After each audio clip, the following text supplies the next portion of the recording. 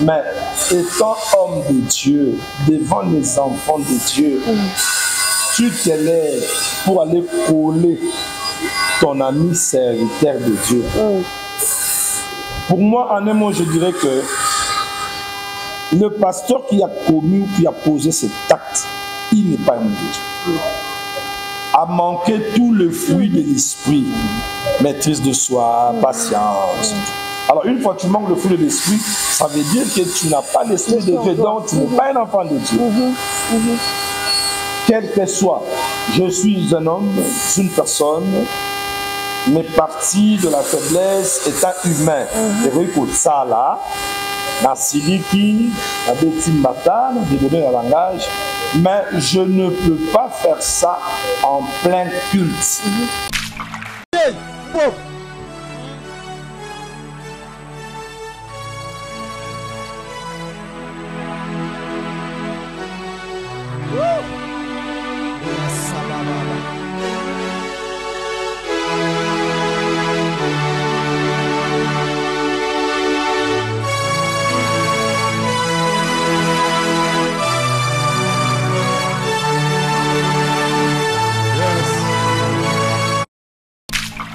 Tosangana kiwana mukuluana na stade. C'était au nom de qui? Paul Alobi, Paul Aza Kolona, Barnabas Azako Arosé. Nani Azokolisa. C'est Dieu, c'est à Dieu soit la gloire. Voilà. Et puis à quel loin? Qui est Apollos? Qui est Paul? C'est comme moi je peux dire, qui est Tibet? Qui est Mbie? On est là non pas pour la gloire de Tibet, de Mbie, mais c'est pour la gloire de Jésus-Christ. Et si c'était pour la gloire de Jésus-Christ, on devait vénérer et élever, adorer que le nom de Jésus-Christ. Mais il y a maintenant de principe comment adorer le nom de Jésus. Tout ça se passe et commence par la prière. Donc, Maman Dorcas, hein, je te dirais ceci, Toza l'issue bana mikete, ba chrétien ba limitozote ya basa sous bana mikete. Si les gens parlent parce qu'ils ont vu que le norme, selon le programme au Ezarana honneur et Nzambe, les normes n'étaient pas respectées. Quand vous Fali Akendaki na stade, c'était pour l'honneur de Fali. Quand vous héritier JB Bakena na stade, c'était pour leurs honneurs des humains. Voilà. Mais une fois moi, j'amène les enfants de Dieu quelque part pour célébrer le nom de Dieu. C'est pour l'honneur de Jésus-Christ. Moi, je préfère Mikolo yo Tobengakae artiste mbi. Parce que concert, Ayaki Nango lui-même l'avait dit, Ayaki on a na casquette ya artiste, ouais. Ayaki na casquette ya pasteur. Mais Ayaki na casquette ya c'est ça le problème. Il y a Bethel Musica, to il y a pasteur. Dans ce moment JBMP un artiste maison mère.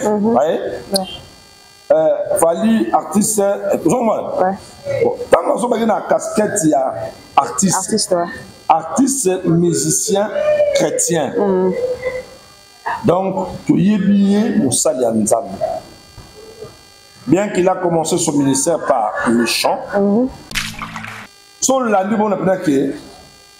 ils étaient étonnés de voir de tels spectacles. Je parle bien avec Matou Samuel, je parle bien avec mon petit Bakenda, je parle bien avec le pasteur Ngoyi. Moi, j'aurais souhaité Bino Bakonteur. Parce que ça va être condamné. Ils étaient des invités. Je pense, si le pasteur Moïse avait déjà ça comme maquette, atindeli bango na ba téléphone même pendant 5 minutes banga ba yate. Ah, c'est clair. Banga ba yate. Oko bima boy. Oko sala boy. Ate soit banga ba bise non au sala bongo te. Bima no ka simple data na yo oko changer ta 3 fois. Donc ça est surprise ba mort. Malamon ko zoma ka mon écran ba ka moi. Tu vois, de deux. Parce qu'on va habiter, il faut que tu bima. Non, c'est pas poli. Ce que eux faisaient dans le moment où tu étais dans tu es.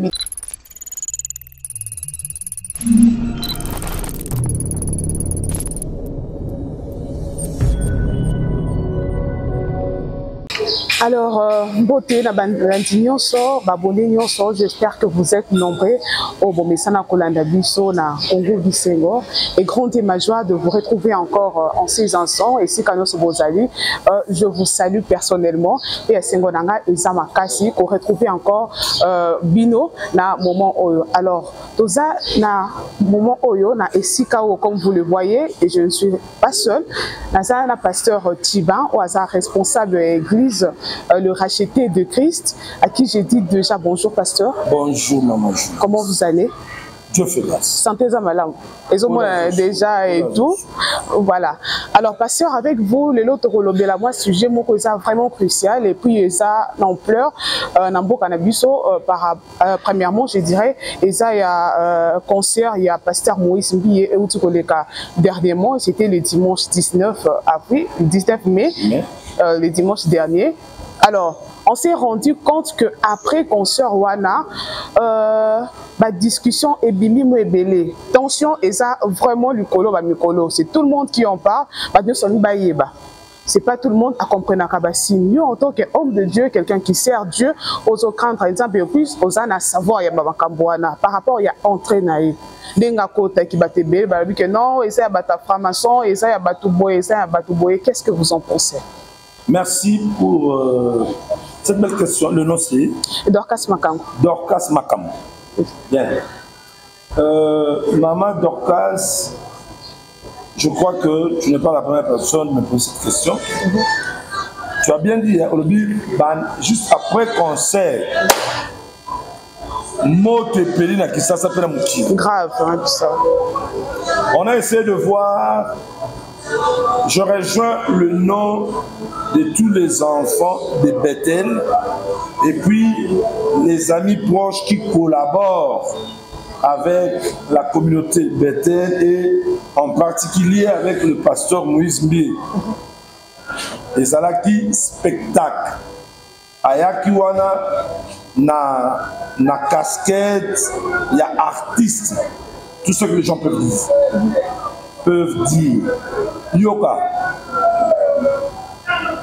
Tozonga na Bible. Okay. Bible fait voir biso que nion sotoko sala, to sala mo pona gloire ya nzambe. Tout à fait. C'est ça le vrai problème. Je prends le concert, le spectacle, l'entrée qu'on sort. Est-ce que c'était pour la gloire de Dieu? Vous allez remarquer tout ce qui se passe dans le monde, il y a ténèbres, il y a Satan. Tous les rapports à la gloire. Alors, si réellement nous sommes enfants de Dieu, artistes, peu importe ton rang, dans le ministère, chanteur, comédie, etc., tout ce que tu dois faire, c'est pour la gloire de Jésus-Christ. Ok. Maintenant, si c'est pour la gloire de Jésus-Christ, il faut biloko na yo oto sala et kokanate na bango. La Bible dit, ne vous conformez pas aux choses au siècle présent. C'est-à-dire, tolanda makambo ya bikolo ote, oto benga kilelo. Mais nous étant des enfants de Dieu, nous avons l'interdiction de kilelo, de ne pas se conformer au siècle présent. Makambo ya mikolo, ekeke oyo, kilelo, ezaboye. Alors, partant de ce texte biblique, déjà, tout ce qu'il fait là, ce n'est pas pour la gloire de Dieu. Là, c'est pas pour cette version. Romains 12, dans ce verset 1-2, ne vous conformez pas. Ne vous conformez pas au siècle présent. C'est-à-dire, ceux qui ont ça, le spectacle, ceux qui ont ça, la musique. Musique qui n'a pas spectacle n'a pas et oui qu'on se conforme à siècle. Il faut maintenant que le Saint-Esprit inspire d'une autre manière, que tout ce soit que se passe pour la gloire de Dieu. Voilà. L'église dans toi adorera, spectacle des arts. De toi culte. De culte des arts, spectacle des arts.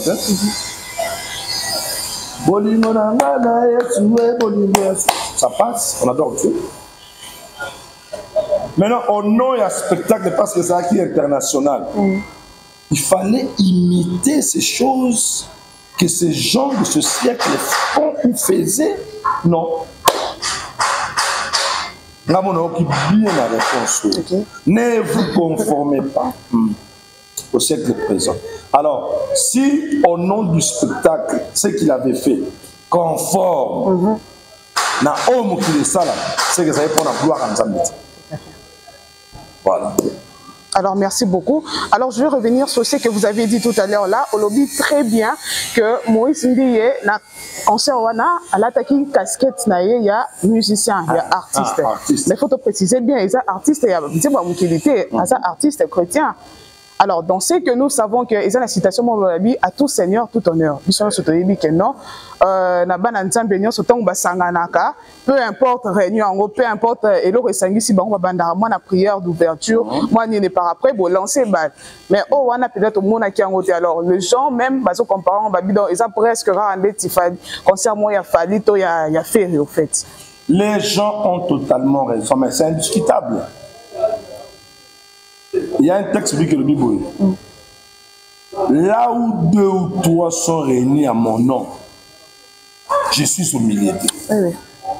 C'est Jésus qui a dit ça. Au moins, nous sommes la Bible, tout la Bible dit bien. Là où 2 ou 3, on n'a pas précisé l'endroit. Et dans l'église, et dans le coin. BCBG, apôtre Méchac, Bishop Loposo, pasteur Tukutani, na point Tobandi Kobeta, ma solo il y a Jésus, ma solo il y a Nzambe. Où tu as ça la débat tout autour il y a verset biblique moko. To sangana kiwana na kombo ya Nzambe. Jésus est là. Et comme Jésus est là, le Saint-Esprit est là, et tout ce que nous faisons, ça sera pour la gloire de Dieu. Tout à fait. Il n'est pas le premier artiste musicien chrétien qui a organisé l'assise biblique. Oui, il a ministre quoi, na martyr, il y a un mais ma place est belée Salama. Papa du peuple, d'abord, mon pasteur Kevin, a tout ça la journée à concert, à l'église l'église mère Nabiso na Assem. Tout était commencé, on commence toujours par la prière, les cantiques d'adoration, voilà. Ses propres cantiques à présenter 2 ou 3 pour nous l'accès parce que nous sommes bientôt dans un studio. Après, pasteur Mouraye athée. So ezalaka pour honneur ya Nzambe. Mais sikoyo to sangana ki wana mukulu wana na stade. C'était au nom de qui? Paul Alobi, Paul Aza Colonna, Barnabas Azako Arrosé. Nani Azokolisa. C'est Dieu, c'est à Dieu soit la gloire. Voilà. Et puis à quel loin? Qui est Apollos? Qui est Paul? C'est comme moi je peux dire, qui est Tibet? Qui est Mbiye? On est là non pas pour la gloire de Tibet, de Mbiye, mais c'est pour la gloire de Jésus-Christ. Et si c'était pour la gloire de Jésus-Christ, on devait vénérer et élever, adorer que le nom de Jésus-Christ. Mais il y a maintenant de principe comment adorer le nom de Jésus. Tout ça se passe et commence par la prière. Donc, Maman Dorcas, hein, je te dirais ceci. Toza lisusu bana mikete. Ba chrétien ba limitozo te ba su bana mikete. Si les gens parlent parce qu'ils ont vu que le norme, selon le programme au Ezarana honneur et Nzambe, les normes n'étaient pas respectées. Quand vous Fali Akendaki na stade, c'était pour l'honneur de Fali. Quand vous héritier JB Bakena na stade, c'était pour leurs honneurs des humains. Voilà. Mais une fois moi, j'amène les enfants de Dieu quelque part pour célébrer le nom de Dieu. C'est pour l'honneur de Jésus-Christ. Alors, pour l'honneur de Jésus-Christ, il faut que les normes, honneur à Jésus-Christ, elles à la respecter. Telles que, la prière, la parole de la repentance. La Bible dit, Esengo etondi na lola, soki moko kaka bonite. Plus de 80 000, 100 000, sans compter ceux qui étaient dehors. Parce que tous ceux qui étaient là-bas, tous n'étaient pas des chrétiens. Voilà. Il y avait aussi des païens. La Bible parle d'une seule personne. Même sur la mutu moko, na manifestation, na abignon, na senti ou papa on a denga tei. En tout cas, désormais, la cigarette n'a pas été la côte la poche à boîte. Pour nous, on a machette. Un message qui va garder par rapport à la réalité à jeunesse à l'élo. Moi, je suis habité, en tout cas, dans le côté. Malobana Yoki. Batou Bazalaki, il y a des grands, beaucoup de grands en Boka Bazali. Au Baroy, à même pour 5 minutes. Sur 5 minutes. Et si on a déjà atteindre le but. Mais tout ça, ça n'a pas été fait. Donc, ce concert, pour moi, je dirais que ce n'était pas pour la gloire de Dieu, mais c'était pour la gloire de la personne artiste libre. Tout à fait. Merci beaucoup, pasteur, parce que autour là-bas, c'est très enrichissant. Alors, toujours demeurer dans le sujet à Namouké avant de changer à un autre sujet. Na concert, on a invité sur l'hôtel qui en haut, parce que les images sont embolies et tout. Tout le monde qui est présent, c'est un artiste CBD. Autour qui est un artiste chrétien, mais c'est aussi des hommes de Dieu. Les petits frères Patrice, ou sa pasteur Patrice, tout le monde qui est frère Matou Samuel, frère Aimé Kano et tout. Parce que qui est belé, va participer qui n'a concert. Avez-vous un mot à dire là-dessus? Bon, le pasteur, moi je préfère Mikolo Yo, Tobengakae, artiste mbi. Parce que concert, Ayaki Nango lui-même l'avait dit, Ayaki on a na casquette ya artiste, ouais. Ayaki na casquette ya pasteur. Mais Ayaki na casquette ya artiste. C'est ça le problème. Il y a Bethel Musica, il y a pasteur. Dans ce moment, JBMP est un artiste maison mère. Fali artiste. Tant qu'on a une casquette, il y a artiste. Artiste musicien chrétien. Donc, tout y est bien, au Salianzam. Bien qu'il a commencé son ministère par le chant, et puis le ministère pastoral et Kopima, après, il mélange tous les deux, il marche avec ça, c'est bon. Maintenant, les amis artistes que lui avait invités, je pense qu'il va imaginer ça.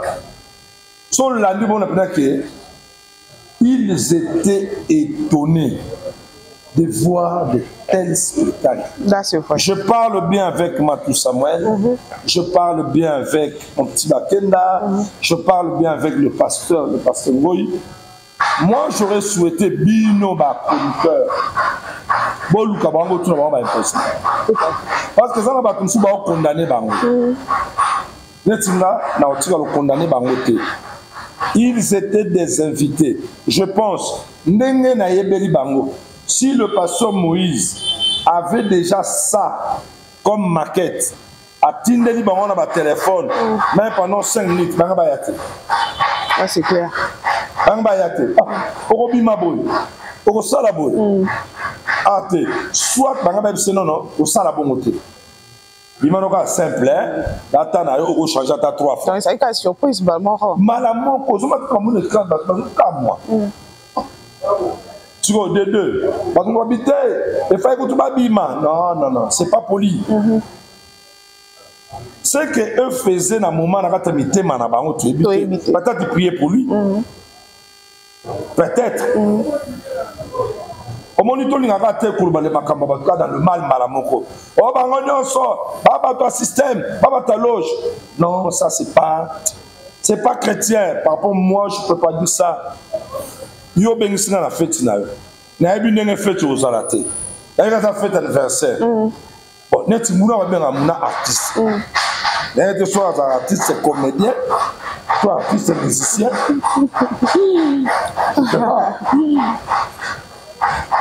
Ou soit azalaka artiste. Na habité. Dans le c'est un artiste. Artiste. Bon. Yemoko il faut sikoyo. Batu o balance ka ebongo. Basa ne be biso mo mikolo yo. A expliquer biso az artiste ni. Artiste c'est peintre, artiste c'est théâtre. Comme ça c'est un orchestre ne moko boye. Muna musique. Azara leader et pour fond dans autant super na mboko. Vraiment. Sans point. Photo yeba. Alors. Obengi singa na ye. Donc comme maman binyona na ba nyoka. Ah. Na ko vendre na bi mais ah. Attends ma kamne ni.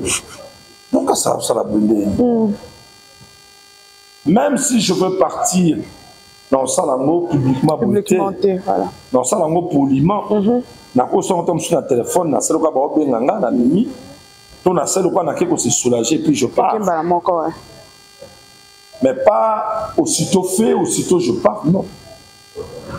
Alors on a ba artiste qui invité na ko senga na balani na biso surtout ba na nzambe pe basali nzambe susko baza pe ko sala analyse de ne pas trop incriminer le pasteur et les invités artistes na biso le papa Patrice Matou Menkano et consort eza bango tende batu atindi esala spectacle bango te po bango moko wana totangana namba sala spectacle ne wana pourquoi nous devons les condamner ezala biso ba congolais totika ba bilobela mususu oyo tozana ba preuve c'est pas propre voilà c'est pas encourageant ce sont des hommes de Dieu nous devons le respecter. Yesu ba invité qui na fête à mariage Yesu ba invité na fête à mariage et puis comme tout invité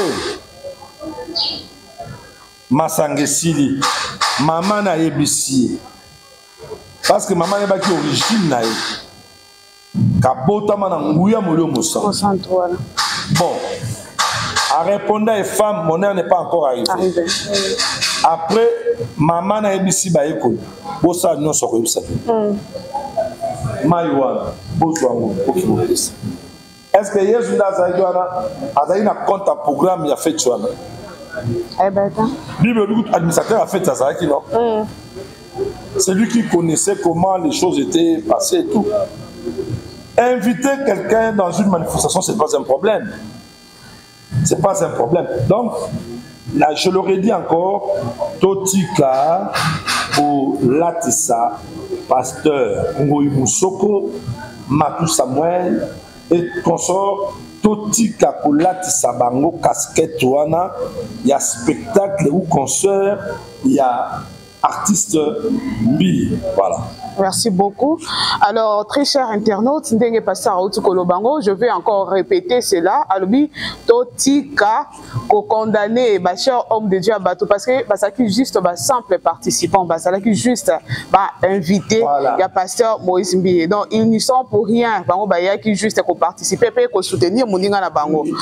Alors, Pasteur, les mêmes dimanche 19 mai, na butu nango, Toyoka qui m'a massé c'est là qui m'a Toyo et Bimaki. Alors, tout le monde, ça qui est inquiet. D'ailleurs, bateau Bakenda qui concert Bissona Sotoka, moi qui te comprenais comment Bakenda qui malgré tout ce qui s'est passé la nuit. Alors, il s'est fait que coup d'état Morozaki raté avec Christian Malanga et son équipe. Sur ces sujets en tant qu'homme de Dieu, quoi le bani voilà. Oui, mais le but de Solana, frère Nanga Moko apôtre Pida. Vous avez apôtre Pida, pasteur Boboul. Donc, il n'a pas ce mot de la musique. Oui, dans le Bible, ce qui Toyo wana ezala raté. Et voilà. La star. Parce que il y a beaucoup de familles, beaucoup de gens qui avaient acheté des billets ne sont pas partis à cause. Il y a rumeur. D'ailleurs, rumeur moke tambolaki par le but que va annuler le concert. Ouais. Déjà, rumeur, ça affaiblit beaucoup de gens de ne pas partir. Mais malgré ça, concert Zaki n'a plein débordé. Ça, c'est extraordinaire. On a réfléchi comme ça. Ce qui se combattent. Na memi mbala moko batoto wana comme salamaki. Ça dit nzambe mutalinga ça. Ah oui. Toute chose concourt au bien de ce qui aime Dieu. Pour et salami, et puis salami, anda comme demain, namboka, et yokani monde entier. Et bien, anda comme monsieur Vital Kamere, et je t'appelle de nation. So, à mon humble avis, le kola mosali anzami, pour yoka biloko ya bongo, na paix à son âme, monsieur Christian Mananga. D'abord, il doit ça la passe parce que Azam Mwana Mboka, comme Bisnos Toba patriote, est-ce que c'est ça le moyen pour nous Mboka? Moi, je trouve que penser au Anaya coup d'État, oui, il faut ça la coup d'État. Ça va être ici. Na Bunda, na apôtre Kéon, par exemple, ou Nabotulaye, Mboka ya France. Mais il faut étudier mon temps. Naïba armée naïe, naïba armement naïe. Nazala pena na carte naïe mon bimba. On a lu comme moi, il y a quoi attaquer, il y a vu que dans kota awa, on a affaibli, on a neutralisé, on a récupéré. C'est là. Il y a aussi, vous voyez, la boutou moko bolo, la palais de la nation. Vous savez la vidéo, vous timez la monde. Ouais. Et Tamboli. Et Tamboli. Au bandang, on a 3h30, 4h, 5h, 6h, histoire, on a vu le signe. Ça montre que ce sont des choses non préparées. Voilà. Et peut-être bateau va proposer qui bango. À part au bapesa qui bango, na proposition bazalaki, na d'accord na bango basignaki, ça causait toutes ces histoires. Et tant mon amboka et ça l'a vu se passer, et puis on a prié pour que nous avons plus besoin de la paix dans Mboka. Ouais. On a besoin de la paix parce que Mboka est au tambola dit. Pas ses alliés, aux alliés. Alors nous avons besoin de la paix. Et nous, Babilo Kouana. Vous avez vu ce qui coup d'été salami. Si beaucoup de gens ne vendent, Mboka c'est sous tambour ya crise. Ouvre fais Zalaka, bosso baba biscuit, bani bochana bandaku, baba que des classes ça peut créer année blanche, mais c'est pas foutre. Donc il faut qu'on étudie bilo qu'on il faut faire ça quand. Si vraiment ils ont honneur, on a souci à Mboka. Pour les bossons on a grande vacances. Délicat.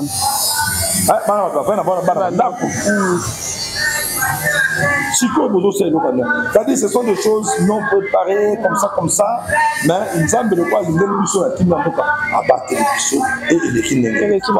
voilà. Pour demeurer dans la sécurité. Alors, on va un peu comparer les époques. Par rapport à temps, il y a président Kabila, Nathan, il y a président Félix Tshisekedi. Est-ce que le service de renseignement, il y a sécurité efficace et ça, les sources Namboka haute? Merci beaucoup, Dorcas. Ça dit,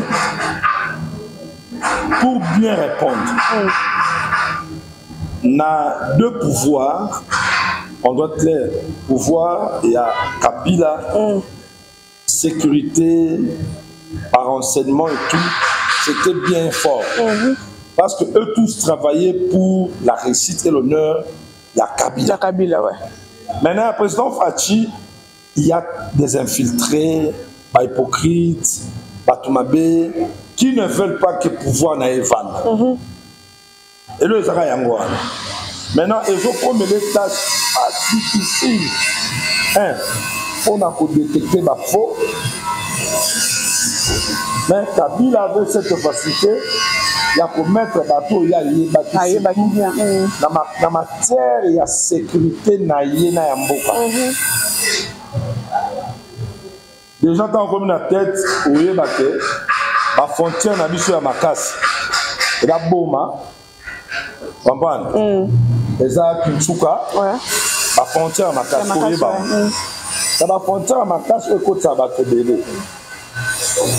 Chabatina, il y a su. Et puis, l'entourage nayo, nandaku nayo, pour ça, on a bateau, yayo, oh yo, et puis on a quoi ça, bien t'assure, les infiltrés ne manquent pas, mais pas dans la faible. Si on a ça, on a 12, mais ça y est, mon coup. Tout le monde. Alors, selon la question posée, ce que comparer au président Fachi, ce que je dirais, ils appellent ça n'a pas vrai fatigué. Et Bélé Basa n'a pas le président croit qu'ils sont avec lui, mais en réalité, Basa Bonnet. Bélé. Parce que son nom s'analyse par rapport à l'entrée à Batana et comme à côté du Watt. Bon, bagarre Basa Kiwat. Bon, mon sous peut vivre pas Samboka, il peut être bon, mais bah corrompre le local de Makas. Aux gens la sécurité, nous avons 50 000 unités. Ma proposition 100 000. C'est petit. Pour créer malade, on a vu ça va tenir dans un élément de ça. Na kepe na misali pe na RC docteur na ngamo asala ka ozo mfanga mai. Le mai ngao zo teza ngama ya pamba. Asali pe na mukanda ke no pe koma pe o adi ke sinekolela. Non, mon continent avec une hôpital, mais c'est dans la mais c'est pas ça des rapports. Non, c'est la demande. Moi, je t'en demande. Donc, la réponse est claire. Sécurité, renseignement, appliqué à président Kabila, c'était fort. Mais oh, il y a trop de hypocrites, il y a trop d'infiltrés. Moyen président et ça la maman. Exactement, vraiment. C'est très malheureux. Alors, pasteur Tchiban, dites-nous, le bureau, il y a Assemblée nationale, il s'est déjà installé. 15 ans après, Vital Kamerhe a zongi en tête, il y a Assemblée nationale, le président. Au monde les sous Bosso a zongi les sous na vice-présidence, troisième personne. Alors, par rapport, il y a Elokoana, pensez-vous que ESA fruit à travail mérité ou bien ESA accord Moroto arrangement Moko? Parce qu'il y a encore une autre chose ces derniers temps, et ça le quoi moi sous question, on le répond principalement parce que nous allons déjà citer. Alors, ESA pena bakamoto moi mikolo, tu verras une seule personne, maintenant 3 postes. Le comme normal. Au moins il y a un gouverneur, il y a un député national, il y a un député provincial, il y a un bourgmestre, il y a un. Mais non, c'est quoi le problème? Tout le monde a bango tout ça là bango ou comment? Donc quand ça y a répondre on poussé. Nous, le peuple congolais, toujours souffrir dans tout ce qui est politique. Toujours souffrir d'un problème, il y a un corps, il y a un droit. quand tu as parlé de 3 mots, j'ai accord, voilà. Tozonyo kwa makaka po likolo ya ba accord. Ces gens, ils contractent leurs accords, le peuple n'est pas là. C'est pourquoi dans le jour de Baboye, Naza ko lancer Mbela Oyo. Ok. Na ba Congomani nyonso, na ba na nzambe nyonso ba Congolais. Tous les patriotes, Toluka Toyeba, le problème des accords des individus qui sont à la tête, il y a ba organisme, il y a Moka et consorts. Ba accord wana ezalaka pona ba intérêt personnel, voilà, pona ba intérêt ya mboka, pona ba intérêt ya peuple. Est-ce que ezalaka na soubassement na constitution? Tout à fait. Parce que ce sont le même tête qui revient. Il ne fait que tourner. Maman n'a pas landé la ngobeka ezaki ba accord. Ba accord nini? Tango ba parti ya caméra Basalaki ba alliance. Il y a voilà 2 mots. Ils ont ba accord na ba alliance. So ba alliance soit ezaki pour na intérêt na bango mibale, to ezaki pour na intérêt ya mboka na peuple. Mais moi j'anticipe déjà, je dis que ezalaka ba intérêt personnel. On a ba tout ça les accords, tout ça les alliances pour les intérêts personnels privés. Autre benga tout ça qui dit en 8 coulots les aboyemuna au bandako sala ngaba émission Congo Bisengo. Ouais, Congo Bisengo. Na Congo Bisengo chaque jour. Komoni batwana bazaka 100 en bandolanda. On peut s'habiller par exemple $100 000. À $100 000 wana yo au bando 50, on a 50. OK.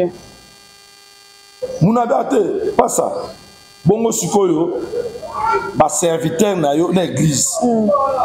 Parce que selon contrat, tout ça la contrat au nom ya église. Ainsi muna ngam pasteur.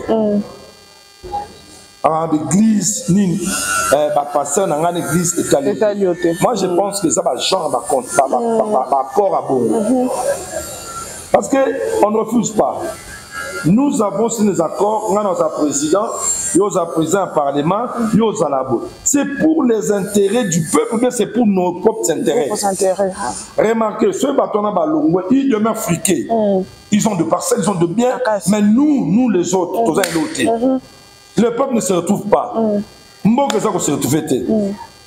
Transport médiocre, la ville est sale, c'est-à-dire on ne sait pas. Tous les noms on a tous eu combo et batouana nyoso. Je comprends pas. Par exemple, le Kola Tosalaka rébellion Moko à l'époque il y a Kabila. Comme Kabila n'est plus, biso bateau Salaki rébellion, il faut t'occuper la poste la mininiwana. To Kabolonka biso 6 hours. Là biso hours. Somona. Bon, et là au moins mi pour Namboka. Éviter biso 6 nan. Comme il mis 100 000. Biso toi 6. Tout le monde a nous 60 000. Il y a 10 millions, 10 millions, 10 millions. Sur 40 000 au total. Ah, comment il est 40 000? Pour calculer, bon, tout le monde a 1 million, 1 million, 2 millions, 2 millions, 2 millions. Dans la province, pas ça, pas ça la balabala. La balabala inachevée. Babandi Chababou, pas voilà.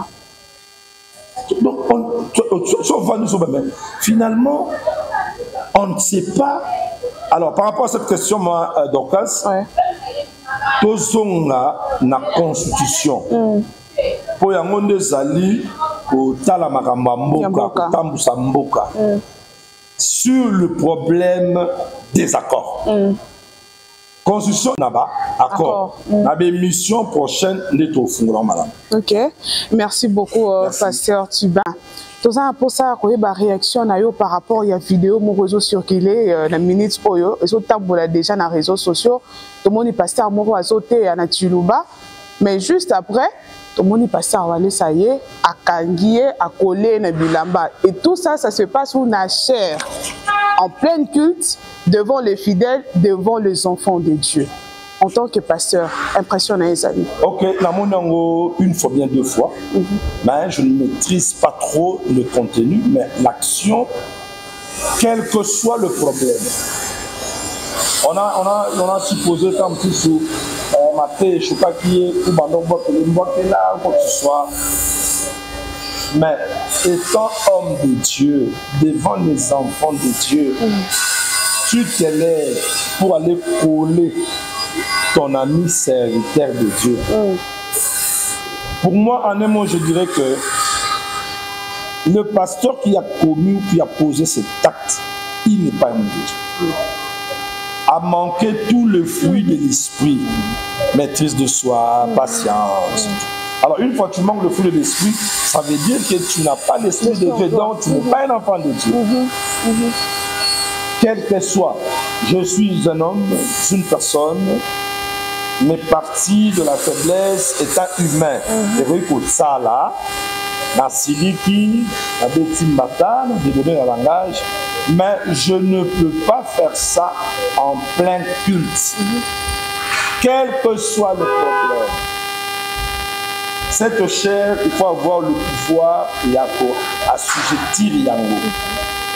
De deux, Yakoyeba étant moi dans Nzambe, il y a besoin de maîtrise de soi.